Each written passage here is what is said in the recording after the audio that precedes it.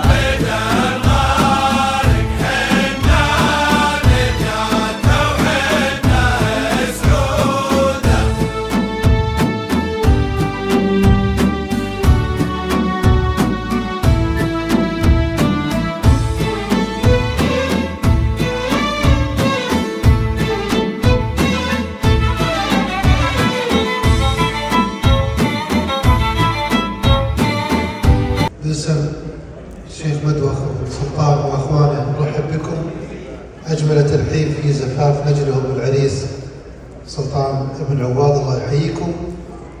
فقرات مختصرة هذا المساء نبدأ مع الشيخ بندر بن خلف العزيمي في كلمة مختصرة. بسم الله الرحمن الرحيم، الحمد لله والصلاة والسلام على رسول الله وعلى آله وصحبه وسلم تسليما كثيرا. شيوخنا الكرام، وجهاء الكرام، حفلنا البهيج، السلام عليكم ورحمة الله وبركاته. في قصة قصيرة في دقيقة واحدة فيها بس فائدة وعبرة. 1977 ميلادي، المكان القاعة العلمية في باريس. عالم من علماء البحار الكبار يسمى جاك كوستو، الأول في القرن العشرين في علم البحار والعلوم الطبيعية وعلوم الأحياء. دخل بخطوات إلى صالة فيها 5000 شخص، ونظر إليه بإعجاب كبير لمكانته العلمية وبحوثه الكبيرة، هو الرقم واحد في علوم البحار. فدخل إلى القاعة بهدوء، وحينما صعد القاعة أمام 5000 تمتم بكلمات عربية فهمها من يجيد اللغة العربية، وأكثر القاعة ليسوا كذلك. ثم ترجمت بالفرنسية، وإذا هو يقول: أشهد أن لا إله إلا الله وأشهد أن محمدا رسول الله. وقال: أيها الناس، يقول: إنني درست في علم البحار كثيرا وتمكنت فيه وفعلت البحوث العظيمة الكبيرة. قال: فلما وصلت في هذا العلم وصلت إلى مضيق باب المندب، أولا مضيق جبل طارق الذي يفصل بين المحيط الأطلسي والبحر الأبيض المتوسط، ووصلت إلى باب المندب الذي يفصل بين البحر الأحمر وبحر العرب. يقول: العادة في بحوثنا أن المحيط الكبير يلتهم البحر الأدنى منه الأقل منه، ولكن وجدت هذا، وهذا المفترض، وجدت هذا لا يكون ولا يكون أبدا. فتعجبت، فقال لي عالم من أهل اليمن زميل لنا في علم البحار، قال: إن هذا، يقول، وجدت أن هناك بحرا ثالثا يحجز بين البحرين ويختلف في خصائصه عن البحرين تماما، في الملوحة، في الكثافة، في الأسماك، في درجات الحرارة. فسألت، قال العالم اليمني علماء البحار: إن هذا موجود في كتاب الله قبل أكثر من 14 قرنا. قال: أين يوجد؟ يقول العالم الفرنسي: قال: في قوله تعالى: مرج البحرين يلتقيان بينهما برزخ لا يبغيان. وفي قوله تعالى في سورة النمل: أمن جعل الأرض قرارا وجعل خلالها أنهارا وجعل لها رواسي وجعل بين البحرين حاجزا أإله مع الله بل أكثرهم لا يعلمون. العبرة هذا الرجل أسلم. العبرة ولدنا ولله الحمد في بلد التوحيد، من آباء موحدين، أجداد موحدين، من الدولة السعودية الأولى إلى الثانية إلى الثالثة، من أصلاب موحدين. أعطانا الله هذه النعمة العظيمة بدون جهد، بدون تعب. يا لها من نعمة عظيمة ما حازها يا كرام، ما حازها أبو طالب والنبي صلى الله عليه وسلم يتربى في حجره، وأدرك البعثة وهو شيخ كبير، يقف عند رأسه النبي صلى الله عليه وسلم: يا عم يا عم، قل لا إله إلا الله أحاج لك بها عند الله يوم القيامة. فكان آخر ما قال: هو على ملة عبد المطلب، مع أنه دافع عن النبي صلى الله عليه وسلم دفاعا عظيما. الإخوان يقولون لي 3 دقائق والظاهر ما انتهت، لكن سبحان الله، هو أبو طالب في لاميته المشهورة يقول في مدح النبي صلى الله عليه وسلم، يقول: وأبيض يستسغى الغمام بوجهه ثمار اليتامى عصمة للأرامل يلوذ به الهلاك من آل هاشم فهم عنده في رحمة وفواضل. يقول: لقد علموا أن ابننا لا مكذب لدينا ولا يعنى بقول الأباطل، فوالله هذا اللي منع من الإسلام، فوالله لولا أن أجيء بسبة تجر على أشياخنا في المحافل لكنا اتبعناه على كل حالة من الدهر جدا غير قول التهازل لي. جدبت بنفسي دونه وحميته، وجدت بنفسي دونه وحميته، ودافعت عنه بالذرى والكلاكل. مع ذلك مات على غير ملة الإسلام. فنعمة التوحيد نعمة، نسأل الله العظيم رب العرش الكريم، نحمد الله على نعمة الأمن والإيمان والتوحيد، وعلى نعمة ولاة الأمر الذين أخرجوا لنا بهذا الأمن في هذه البلاد المباركة. وأسأل الله العظيم رب العرش الكريم، وهذا واجب علينا، أن يوفق ولي أمرنا وفخرنا فخر العرب والمسلمين في رحلته الخارجية، وأن يجعلها بركة على البلاد والعباد وعلى بلاد المسلمين عامة. قولوا آمين. وأسأل الله العظيم رب العرش الكريم أن يبارك لابن أخي سلطان بن عواد في زواجه، وأن يرزقه ذرية طيبة، وأن يؤلف بينهم، وأن يجعل اجتماعنا مباركا مرحوما. شكر الله لكم على حسن استماعكم، وصلى الله على محمد وعلى آله وصحبه وسلم. جزاك الله خير ابو عبد الله. مشاركات مع نبارك للعريس وعسى له التوفيق. وبعد كلام الشيخ كلام نقوله، لكن القصيد واجد ويمكن فيها ابيات ابن ابدابه ونسيت ممكن اتراسم مثل هالحفل. يقول ليله البارح عقب شفت للبارق لميع لطاري ولا طاب السمر، كان حزني حزن شال على اخوها الفديع، وكان حالي حال عدوان من فرقه نمر. اعرف الاسباب والصد مبغاها تشيع، والسحاب اللي ورا العين خايفه ينهمر، ما يخلي ضيقة الصدر لزادت تميع. غير يوم نطح الجيب للعرقه الحمر في ديار ابوك، هل لهم سد منيع عزوه من مرهم ما يخليهم ممر.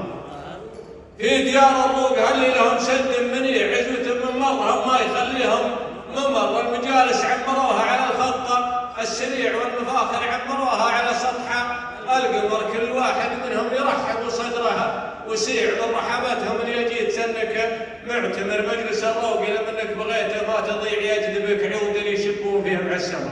سلامتكم. اما الابيات الثانيه يقول حنا تونا مستغيثين بندور لكم قصيده تاسفه الايام هذه. يقول الله يجيب اللي يدوب تحركه وجرياه، سحاب وس من كل الارصاد الشهيره تعلن مزنه. لو ان نطعنه مليون مره بالرماح ما هو سايل منه دم الشمس، مهما نطعنه من يوم يقبل تدري انه ناوي ينخدى. الفياح يرخيلها شناقه ويبرك كل ما قرب منه برقه. تقول يقص الانظار الشريطه الافتتاح وذعوله تشابه الفوح العوده وسط المدخنه ورعوده. الدكه النياقه اللي يبروك في المراح. تقول رشاش الشيباني فرغ مخزنه يمشي ويضرب يمشي ويجرح حتى الارض ويحل بعض الجراح. بعض الجراح تعالج جروح الزمانه المزمنه وبله على العرقال حمر صوته يجيب الانشراح. مغير يركض ويتحمى بين عزفه ودندنه احيان صوته مثل صوت الطير لرفق الجناح، واحيان مثل عاشق المشتاق لجره الحنا وليضرب سود الحزوم. وكل وادي منه ساح كالنبرديه في حزوم السود صفته ضومناها يسجد على وجه الثرى ويقول طالبك السماع عقب الغياب اللي جعل جرد الفياف محزن السجدة سجين جاعل العفو واطلاق السراح. وهو مجهز قبل لا يدري وصاته وكفنه هذا علاج الروح ومزين مداهله الطياح. مدت كريم الرحمة التاسع جميع الامكنه الطيبه الصيب النافع لطاح يزين الحزمه البراح. والناس تبغى طيحته فالميسره والميمنه والطيب اللي طاح عادي. لو تقول الناس عادي مش يقول طاح يوم الرجل طاح ولا قام ما ندري عنه. سلام. الاشغال في شف بدو وقتهم مع سفهم حياتهم ما زالت ودورها زال، لكن تيار الزمن ما جرفهم. بين الشديد وبينهم حب ووصال دايم الوريهم تباري غرفهم. في كل دار لهم علاقه ومن زال للاح براق المخايل شعافهم تبكي عليهم يوم يقفون الاطرار وتفرح بردات الخبر من طرفهم. والمنزل اللي يرغب كل وبال ما في شيء عن نزوله صرفهم. ودوروا موقع علشان الارسال تشبه منازلهم منازل سلفهم اللي تراكوا عند الله وفنجال حتى سوالفهم تبين هدفهم. انشدوا الشقول عن الترسال ولا انشدوا عن كم بقى من علفهم وسجوا شويه معلقين والقال من غير سجل طرفه من طرفهم. ابليس ما له بين الاجواد مدخال يلعنونه قبل يلعن جدفهم. الراحه اللي تنشر صدقه بالمال اللي بغيت تشوفها زين شوفهم اخذ من الدنيا الوسيعه وسعبان واللي يحدونك على الهون عفهم، اما تجي مثل الرجال ولا تجي مثل اليد تعرفها. سلامتك. يقول يا رب غثني صبر عقب الصبر شح، يا رب غثني صبر عقب الصبر شح، معاك باقي صبر يغذي الباس، مشغول في هقوات تلحني لح محتار، في صدمات تحبسه الانفاس، من عقب ما صدري شمالي يدح اصبح من ادنى شيء يجيها حساس. يا قلب عاندني اللي قلت لك ضح، تضحياتي اليوم صارت وجع راس، مدام ما حد حس مهما تقول احاول ضحي بالمشاعر والاحساس، من كثره التفكير صوت الامل بح من عالم الغربه طغى كله جاس. الناس تفهمني خطا ولا انا صح، محتاج واحد فاهمي فهم الناس. سلامتكم.